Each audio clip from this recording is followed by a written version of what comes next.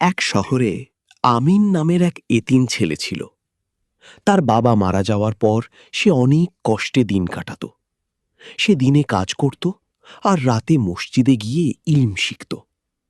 তার শিক্ষক তাকে বলতেন, জ্ঞান হলো আলোর মতো, যা মানুষকে সঠিক পথে নিয়ে যায়।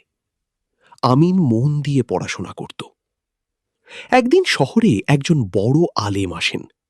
তিনি এমন একজন ছাত্র খুঁজছিলেন যে সত্য ও পরিশ্রমী। শিক্ষক আমিনের নাম প্রস্তাব করেন। পরীক্ষার পর আলেম আমিনকে নিজের ছাত্র হিসেবে গ্রহণ করেন। আমিন ধীরে ধীরে বড় জ্ঞানী মানুষ হয়ে ওঠে। সে পরে শহরের মানুষদের শিক্ষা দিতে শুরু করে এবং ন্যায় ও সত্যের পথে আহ্বান করে।